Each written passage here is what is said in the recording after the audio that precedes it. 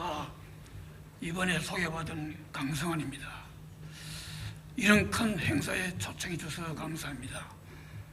제가 맡은 주제가 천문가 불교입니다만 사실은 불교 천문 다 잘 모릅니다.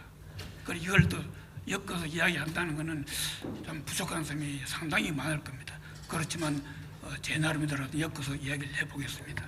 큰 기대 가지지 마시고 들으시기 바랍니다.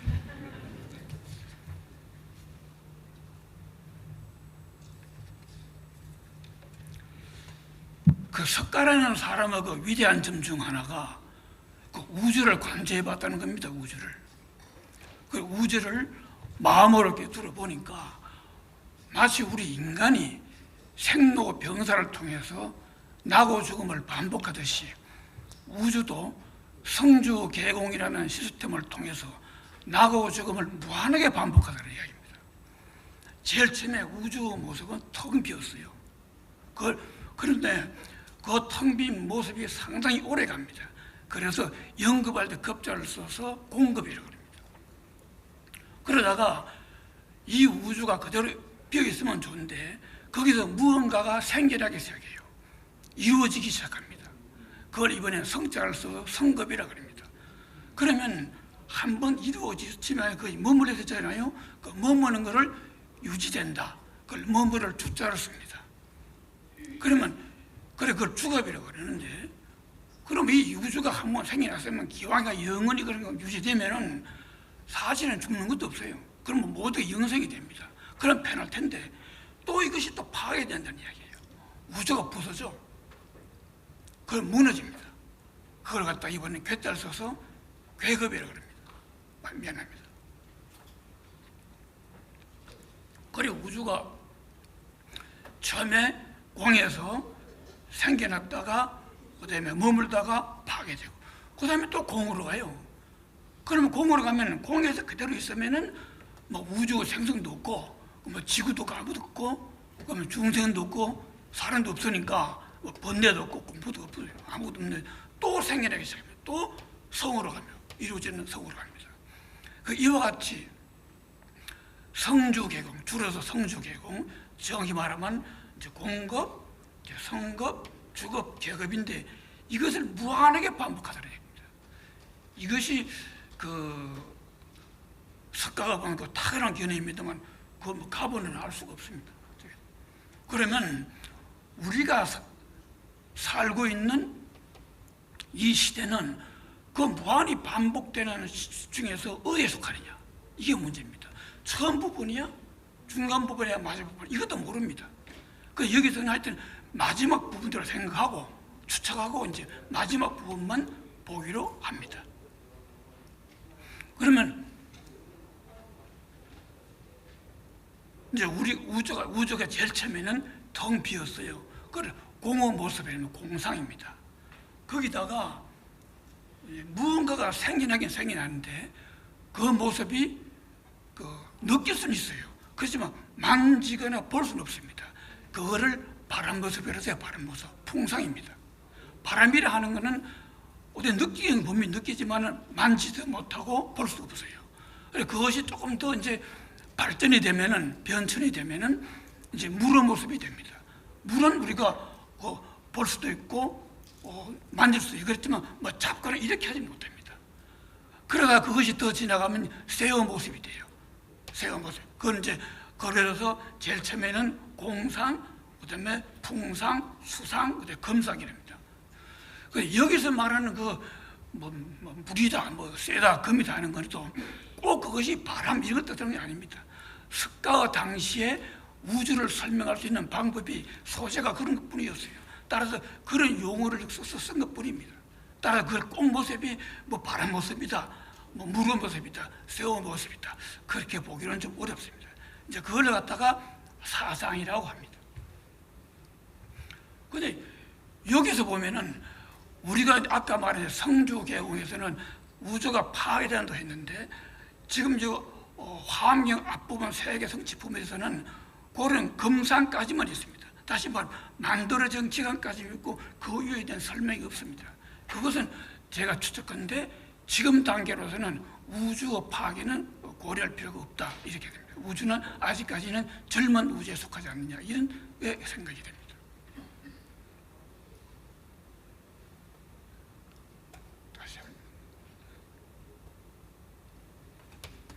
그런데 이제 제일 처음에 이 스카라는 사람이 이제 우주를 간주하고 나서 초전법문을 할 때 자기 제자들한테 그걸 설명을 하니까 무슨 의지를 못 알아들어요. 무슨 우주가 이렇게 둔 거냐? 그리고 무슨 변천하느냐?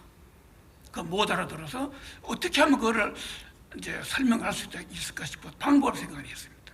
그게 우주를 양옆으로 실컷 찌그러들었어요. 그 납작하게 되었습니다. 다시 말해 제일 처음에 공허 모습을 힘껏 납작하게 되었으니까 수레바퀴 모습이 되었어요. 여기 말하는 수레도 꼭 수레가 아닙니다. 그 당시에 사용할 수 있는 용어가 수레가 가장 적합했어요. 그래서 그걸 갖다가 공륜 그랬습니다. 공륜, 빈 바퀴입니다. 그 수레바퀴 꽉 눌렀죠. 그 다음에 이제 풍상도 말이에요. 무릎 모습을 꽉 눌러가지고 풍륜 그랬습니다. 그 다음에 그 다음에 이제 무릎 모습도 꽉 눌러가지고 수륜 그랬습니다. 마지막 쇠도 눌러가지고 금륜 그랬습니다. 그래서 이걸 갖다가 제일 밑에 이제 공륜, 그 다음에 풍륜, 수륜, 금륜 이걸 쌓아놓으니까 우주가 점진적으로 변천하는 과정이 잘 드러났습니다. 그런데 여기서 욕심을 더 냈습니다. 이번 더 수레바퀴를 더 납작하게 눌렀어요. 그러니까 그 모습이 거물망 같아요. 거물망.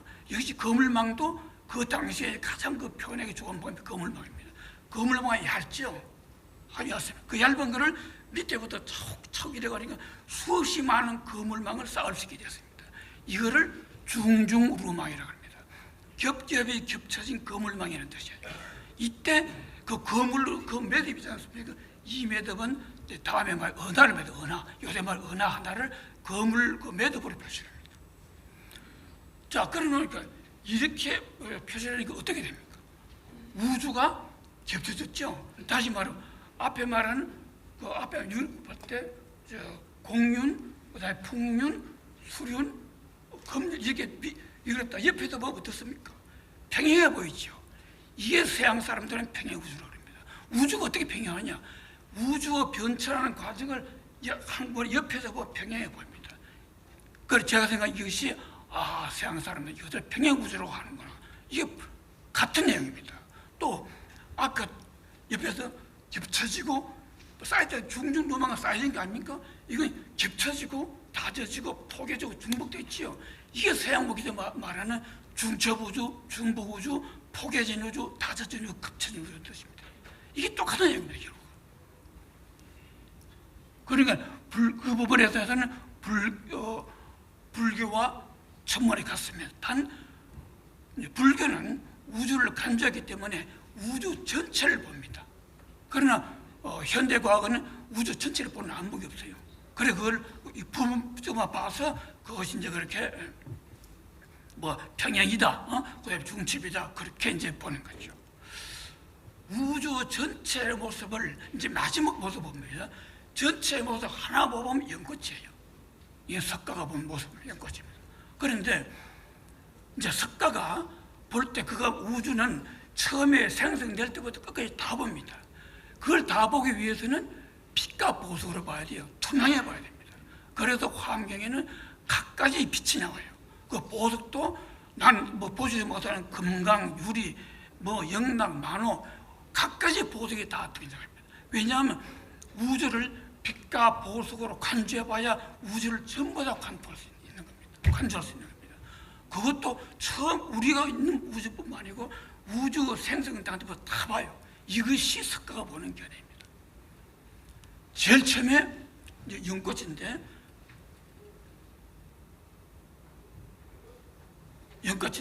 제일 처음에 우주는 이제 처음에 우주가 둥글지만은 그 형성되는 단계가 아니까 연하지 않겠습니까? 그럼 연한 보석으로 보여요. 그 다음에 조금 짙게 보이겠죠. 더 짙게 보여요. 마지막에 아주 짙게 보일 겁니다. 이거를 만약 이쪽에서 한 번 더 깨뜨려 봤다고 보세요. 그 겹겹이 겹쳐진 변천하는 우주와 보석으로 보이는 것이 얼마나 화려하고 장엄하겠습니까? 이것이 화엄자금성입니다. 석가가 본 세계입니다. 이것이. 미안합니다. 그러면 여기서 보세요. 이와 같은 모든 그걸 다시 한번, 아까 그 연꽃으로 보지만, 아까 거물이죠. 거물로도 봅시다. 거물 이걸 이렇게 세워놔요. 거물 밑으로. 그러면은 처음에 거물이 막 이렇게 막 세우지 않습니까? 그러면 처음에는 이제 우주 초창기에 가서 연하게 빛나겠죠. 이것이 점점 가면서 우주가 점점 짙은 보석으로 보입니다. 그러면 역시 여기서 보면 그 장엄함은 이루 말할 수 없을 거예요. 역시 이것은 종종 로망의 뜻입니다.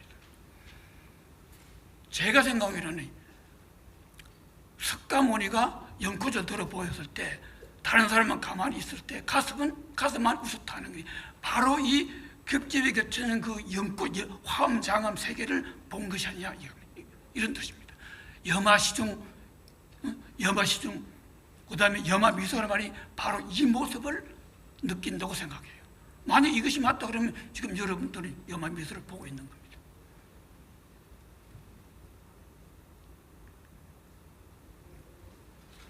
그러면 아까 조금 전에 우주가 점천적으로 변질됐다고 했지 않습니까?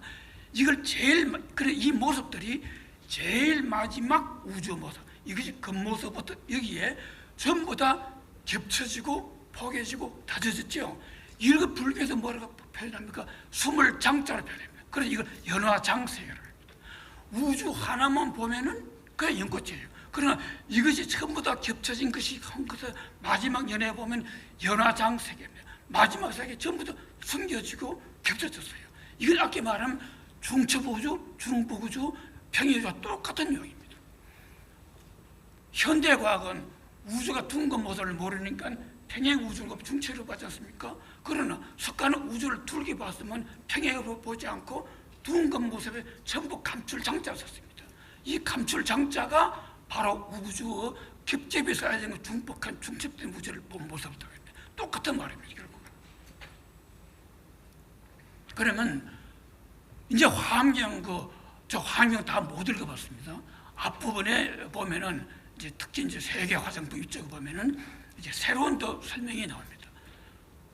우주 전체를 세계해라고 그래요. 세계바다, 생수한 말입니다. 그러면서 향수해, 향수하, 세계종, 세계, 처음 생수한 말이 많이 나옵니다. 이걸 이제 내 나름대로 엮어서 또 설명을 해보겠습니다. 우주 전체 본 거를 세계라고 그래요.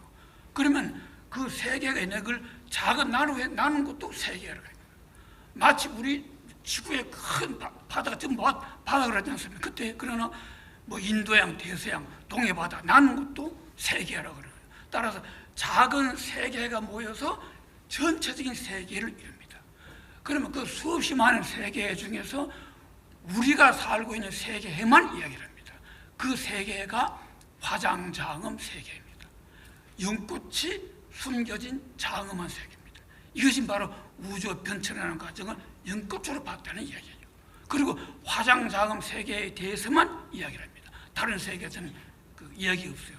물리적으로 하면 설명이 불가능합니다. 제가 알기로.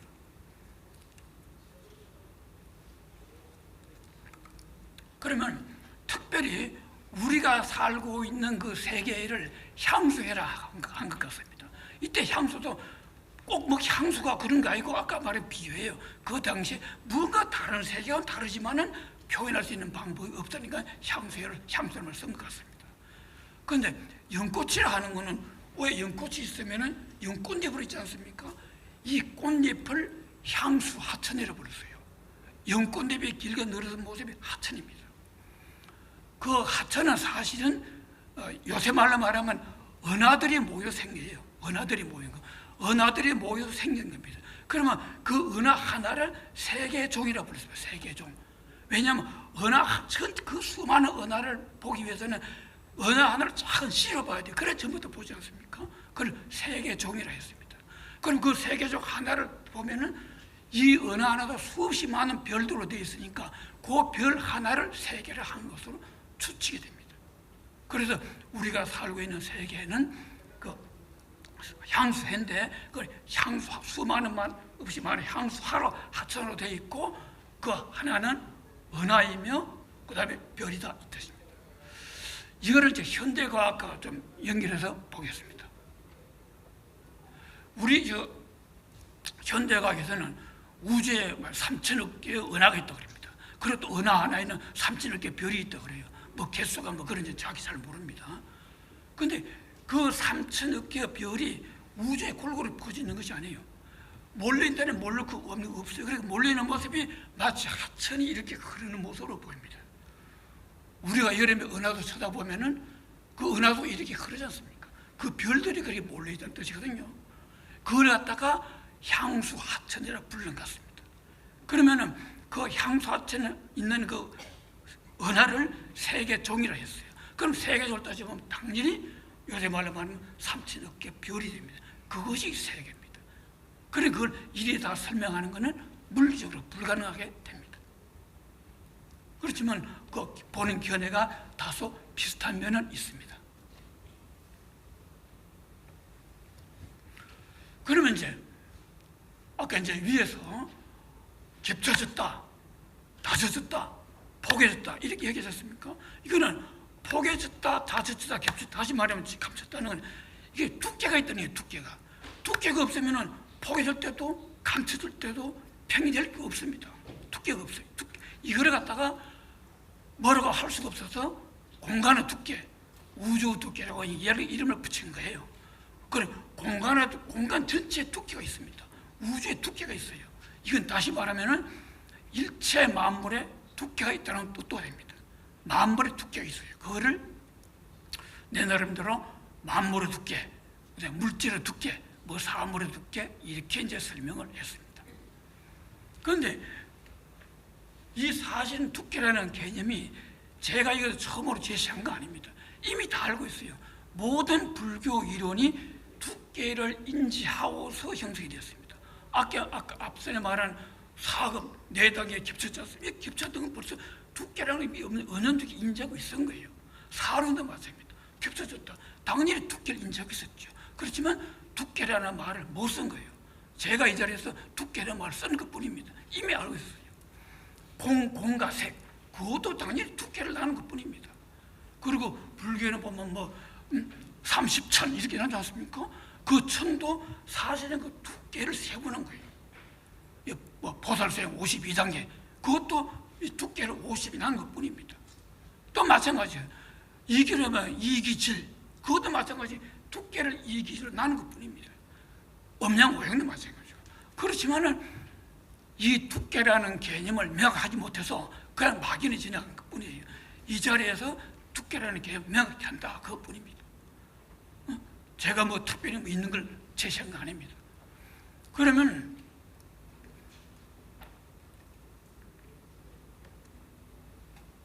그래 현대 과학에서도 그런 용어가 있어요. 아까 천문학에서 우주에 열반막이 가득 펼쳐져 있다. 우주에 어떻게 열반막이 가득 펼쳐졌습니까? 바로 이 두께를 말하는 겁니다. 사실은 막이라는 것은 두께에 상당히 근접으로 표시한 거예요. 우주에 얇은 막이 가득 차 있다. 두께를 말합니다. 그 사람은 상당히 그 막 깊은 견해를 가지고 있는 거예요. 그 두께가 바로 막이에요. 또 우주가 홀로그램으로 되어 있다. 홀로그램이 되어 있다는 것도 두께라는 말, 홀로그램 두께를 말하거든요. 그 두께를 못해서 홀로그램 말을 쓰는 겁니다. 우주가 휘었다. 이 두께 안에서 흰 걸 말하는 거예요. 공률반경, 전부 다 두께를 말합니다. 두께라는 개념을 인정을 하면은 이 모든 문제가 상당히 풀립니다. 그렇지만 이 두께라는 개념을 설명하기도 힘들고 이해하기도 힘들고 표현하기도 힘들어요. 이 두께라는 개념을 어떻게 여러분 잘 이해하시는지 모르지만 참 그 설명하기가 참 힘듭니다. 이와 같이 부피가 있는 물질에서 이 두께가 있다. 이걸 어떻게 표현하는 방법이 없습니다. 분명히 표현하고 인지하고 있었음에도 불구하고 설명이 좀 어려워요. 그리고 그 있는 장소가 이런 물질이 어디 있느냐 그것들은 안에 있다 해도 안 되고 밖에 있다 해도 안 되고 뭐 넘어 있다 해도 안 되고 형이사각적이 있다 해도 참 이 표현이 어렵습니다. 이게 잘 안 됩니다. 저 같은 경우는 그 표현을 잘 못하고 있어요. 그렇지만 두께는 분명히 있습니다. 사실 이 두께라는 게 모든 정신 문화가 형성되는 곳이에요. 우리가 죽으면은 천당과 지옥이 형성되는 곳이 바로 이 두께가 형성됩니다. 우리가 죽으면 가는 곳이 이 저승이 바로 이 두께예요. 그리고 우리가 선업을 쌓으면 덕을 받고 악업을 쌓으면 그 업이 쌓이는 곳이 바로 두께에 쌓이는 겁니다. 내가 두께에 쌓이는 걸 받아먹는 것 뿐이에요. 이걸 물질로 말하면은 저는 물질에 대해서 모르지만 물질의 성질이 머무르지 두께에 머무르 있습니다. 기본 성질이 다 두께에 있는 거예요. 그렇지만 그 두께라는 것을 잘 모른다는 이 두께에 있습니다. 따라서 이 두께라는 것을 나름대로 설명한 것이 불교고, 그다음에 천주교고, 이기론이고, 과학이고, 모든 종교고, 과학이 철학이 됩니다. 이걸 누가 더 잘 설명하냐, 이런 이 뜻입니다. 이 두께를. 그래도 우리도 만약에 그 두께를 나름대로 하려면은 사실은 불교가 가장 잘 설명했다고 보는데 이 불교 못지않게 설명해 수 있는 겁니다. 그 두께를.